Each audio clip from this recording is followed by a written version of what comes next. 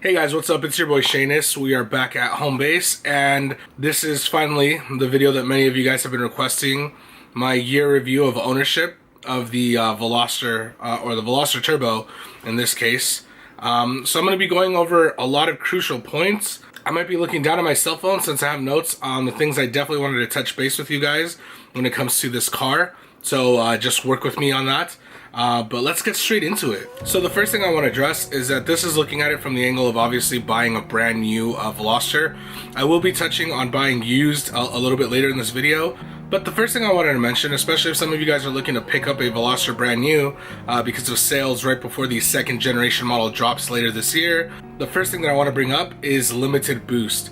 So when you go do that test drive, it might feel not as powerful, it might not feel the way you wanted it to feel. I mean, you might feel amazing, and then later on, after owning it, you might feel that it's not enough. I do want to let you guys know that at the beginning, especially when you have very low miles, from asking people at the dealership and a lot of other people, the car will restrict your boost until the engine is broken in, which I believe happens around the 5,000 to 7,000 mark.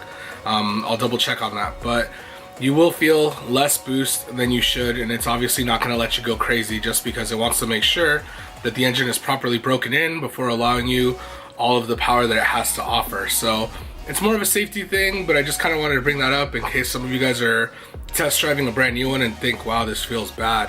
And while bringing that up, if you can, test drive a used one that has, I don't know, 10,000 miles or more, and you'll notice the difference. It's kind of day and night.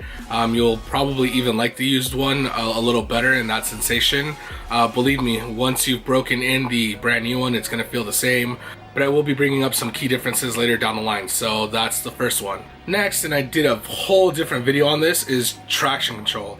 The one thing that I absolutely hate about this car is that traction control is so overpowering that sometimes it cuts off your power at the worst of times, even just on first gear takeoff. It's extremely frustrating how aggressive it is, to the point where you can't really do a smooth roll out into first gear. Sometimes you might actually feel a stutter and then it'll go, and it makes you look like you have no idea how to drive stick. So that's the experience that I've gotten in my 2016. For some reason, I have driven a few other people's cars, mainly the older years, and again, they feel different, but that hesitation is still present. It's very frustrating. If you guys drive an automatic or a dual clutch version, you probably won't feel this, as it's meant to have a perfect launch. So you're probably not going to deal with that, but if you're looking at a stick shift model, just keep in mind that that's going to be there at all times. Bringing up the next thing is mileage. So the advertised mileage is completely off of what you're actually going to get, unless you have a dual clutch or automatic version and you're constantly on eco mode. If you have a stick shift version, chances are you're not going to see the mileage that they're advertising. It's not horrible, but it's not the best. And if you have a heavy foot, you're obviously going to see even worse mileage. So just kind of take it with a grain of salt. It is decently economical as opposed to some other vehicles, but it's not what you would expect from a 4-cylinder. On the topic of mileage, the range meter is completely off. I could probably bust out the math on the calculator, but if you look at the range meter, at least the revised versions, the ones that have one that looks like this gauge cluster right here, it actually says when you have a full tank that you have about 400 miles of range. It's completely off. Even if you do the math, the advertised mileage that they give you at the highest point against the size of the fuel tank, which I believe is 11 gallons, you're actually supposed to be getting somewhere around 300-ish. So where that extra 100 miles came from on that range meter beats me. Once you start doing any kind of modification, you'll even start noticing that those miles go by quick. You'll basically be consuming 3 miles on that range meter for every mile you drive, and that's talking conservatively. If you're, like I said, if you have a heavy foot, you're probably going to consume 5 to 6 miles on that meter within that mile. So again, things to notice, just because it's really bothersome. It's just kind of annoying. One thing that I don't like, and again, this is going to be for people that are going to go with a stick shift version, is that you basically have peak and usable boost at around 3,000 RPM going forward. So it's cool that you have a nice power band there, especially if you're doing like drag racing or just sportier driving. When you shift, you should stay in boost and stay in the power band so long as you're above 3,000 RPM. The annoying side is if you're doing daily city driving, you're basically going to fall out of power almost every shift.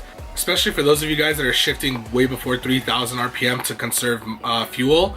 You're gonna notice that every time you shift, you're falling out of boost. So again, you're gonna notice that little slight hesitation, and then the car obviously sluggishly building its boost back up until you get to the 3,000 RPM range. Now, if you use a bypass valve or you leave it stock, that'll definitely help out a little bit as it recirculates air back into the intake stream as opposed to venting it to the atmosphere like a blow-off valve. But again, it's not going to make that big of a difference. You're definitely going to feel falling out of that boost range anytime you do early shifting. Now, another one that people talk about almost all the time in the community, the tires. Stock tires that it comes with are garbage. Even if you buy the R-Spec model, it comes with a good brand, it's Kumo tires. Just the ones that it comes with aren't grippy. They're really all-around seasonal, not sporty. But even for being all-around tires, they're just bad. You're gonna feel every now and then slippage here and there. I wouldn't recommend taking very hard turns. For daily driving and commute, it's gonna serve its purpose. They're good tires, but anyone that's trying to be or have a little sportier feel, and for those of you who drive a little more aggressively, you're definitely not gonna like the feel of that.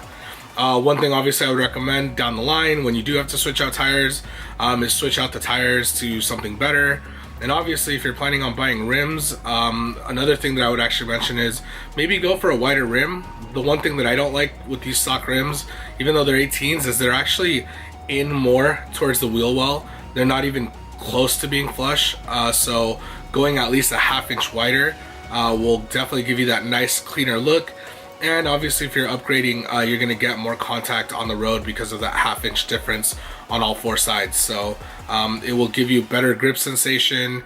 You'll feel just better planted. So yeah, wider rims if you can, better tires in general if you can afford it.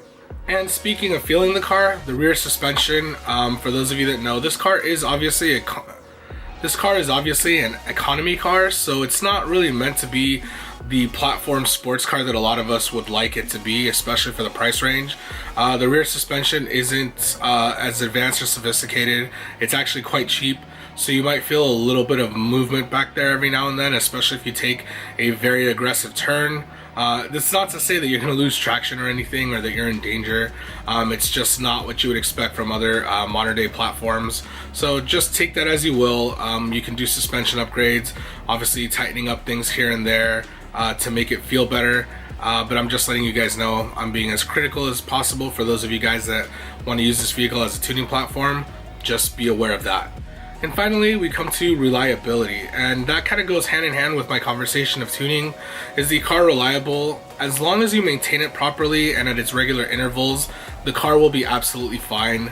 Don't obviously lug the vehicle, which means don't slam on the throttle under low boost expecting it to move. That's not what it's meant to do. Make sure you're in the proper gear if you're gonna step on it. Same thing when it comes to automatic transmissions.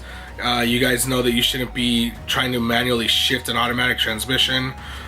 Dual clutch transmissions, make sure you're not letting the car inch forward like you would on an automatic. That actually damages the dual clutch transmission. Also, don't be extremely aggressive with the DCT. It is not a stick shift. It is definitely a step up from an automatic transmission. It's not meant to be pounded through the gears as you probably would manual transmission. And just in general, transmissions or engines, whatever it is, make sure to take care of it. Don't be overly beating up the car. If you obviously do that, you're expecting any kind of vehicle to fail. Even if you have something like an STI or an Evo, they all have their limits no matter what. It is a mechanical device, so keep that in mind. But the car is very reliable. As long as you treat it right, you're not going to have very many problems when it comes to reliability. But since we're talking about tuning, I will let you know that a lot of people that had any model before the 2014 year did have some issues with the internals. They weren't as robust as they thought they would be, so once they got into a little heavier tuning mods, they did have issues with the engine and the drivetrain, it just basically failing on them. Hyundai did revise it for the 2014 models on up. So those are a little more robust and you shouldn't have the same issues. But again, it's a great car. So if you're looking at one of the older models, as long as you guys aren't planning on tuning them, I think you should be fine. Even if you do something basic like an exhaust and an intake, again, you should be fine as long as you're not going overly aggressive with your modifications and you're treating the vehicle right. If you do plan on doing more than the most simple of bolt-ons, then I would suggest getting a platform from 2014 on forward. That means if you're going to go full bolt-on, like deleting cats, doing front mount intercoolers and things like that, for me that basically bypasses the simple mods, and so it's just better to be safe than sorry. The car itself, even though I'm kind of giving a lot of little negative feedback, I'm just being overly critical. I actually love the car. I'm just kind of letting you guys know from a tuning standpoint, not to expect anything out of the ordinary. Even Hondas probably have a better pedigree when it comes to aggressive tuning than the Veloster does. It's not to say that the Veloster doesn't have great potential. There are a few instances out there of 400, 500 horsepower Velosters doing just fine. But again, it does take quite a bit of money and quite a bit of investment to get to that point. But it is a great car overall, whether you decide to tune it or leave it stock. It's really fun. And with that being said, I'm actually going to give praise to a lot of the positives. So the first one is just how well loaded the vehicle actually is. For the price, you get quite a bit right out of the box. I got the R-Spec model, which sacrificed a little bit on the suspension, supposedly. I got a nice red interior, a stock short shifter right from the start, and a few nice badges and floor mats to kind of sprinkle it in. The trade-off with the R-Specs is that we actually got to save money for the turbo model as opposed to everybody else, but we did sacrifice a few things, which I don't really mind. The one that really bothered me is that obviously we don't get the push to start like everybody else, or proximity key. We're basically old school alarm, unlock, lock, and then obviously key ignition. So that's kind of a bummer and a missed opportunity. Some of the other things like removing LED lights on the side mirrors isn't a big deal to me. But again, it's a few things that we didn't get. We also didn't have an option of a tech package on that model, so take that as you will. A lot of you guys are going to basically upgrade stereos anyways, but one of the cool things that we did get in the R-Spec is the Dimension sound system and the head unit, which was still the nice large LCD screen. So like I said, the car comes very well loaded. If you guys were fortunate enough to get a turbo model or anything that wasn't the R-Spec or Rally, you guys even had options of getting better stuff like heated seats, a dimmable rear view mirror, and just the tech package, which gave you extra stuff like a nicer stereo that included navigation, automatic AC, and for the newer models, which were 2017 on up, you guys also got the option of having Apple CarPlay and Android Auto included in the stereo, so that's really neat. So to wrap things up, pricing. As of the time of this video that I'm making, there's actually a lot of incentives around the Veloster, but a brand new base Veloster runs about $18,000, and most dealerships are actually willing to waggle even lower when it comes to that. But right now with the incentives, the net price of a base Veloster is a little above $14,000. The cheapest turbo model, which is the R-Spec, normally MSRP is around $21,000. Right now you can get that model for a little under $18,000 brand new. Keep in mind this is net price, so it doesn't include the taxes, the registration, or the delivery charges. But again, that's an amazing value for the vehicle that it is. If you're trying to get a turbo model, which can have extra bells and whistles, that one's MSRP is a little under $23,000, and right now due to the promotion, you can have one for a little under $19,000. So I think it's excellent value for the money, regardless whether you can afford a turbo model or not. This is talking brand new. Brand new, that kind of price is actually very competitive, and it's not bad whatsoever. Keep in mind that Hyundai does also offer a 100,000 mile limited warranty bumper to bumper on all of these for first owners when you buy it brand new, so that's amazing value. And the cool thing is most dealerships actually don't mind modifying these things as long as it's a pure bolt-on. So as long as you're not obviously getting rid of any kind of emissions or tinkering too much, they'll actually honor the warranty even though you put in an exhaust system and an intake and whatnot. So that is actually super cool.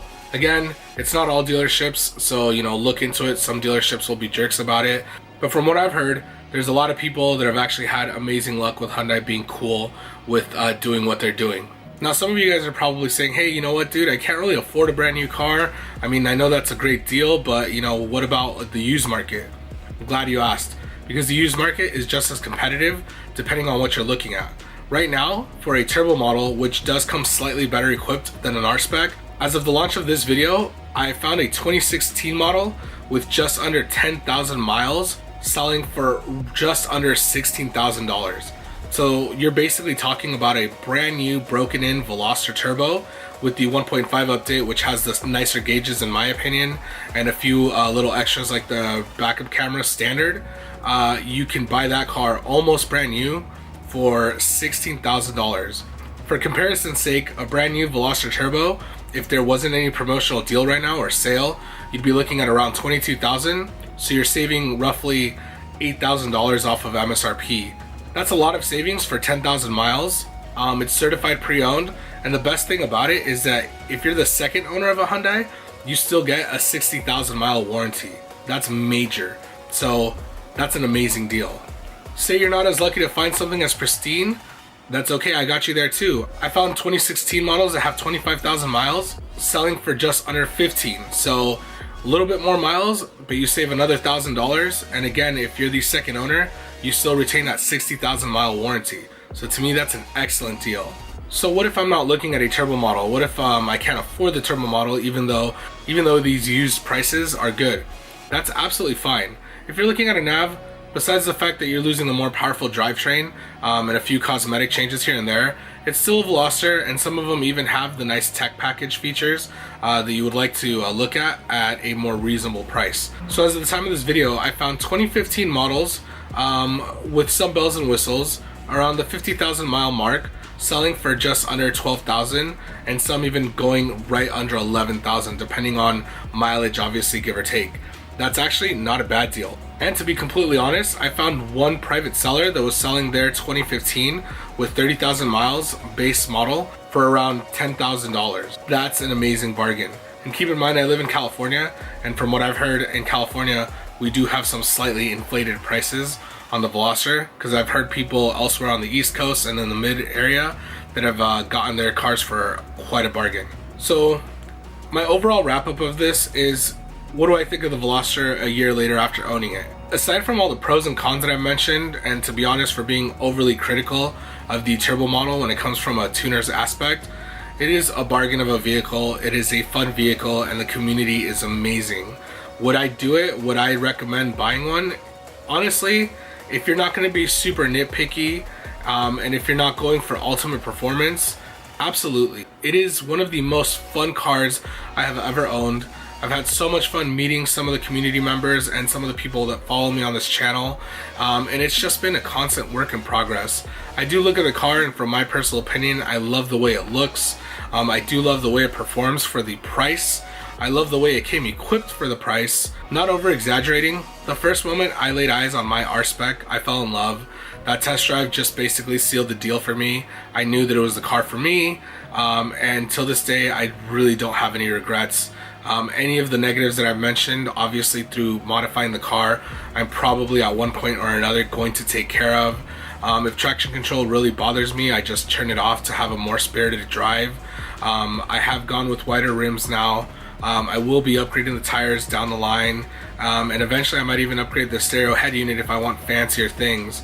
But for what it's worth, for the price, it is a great car.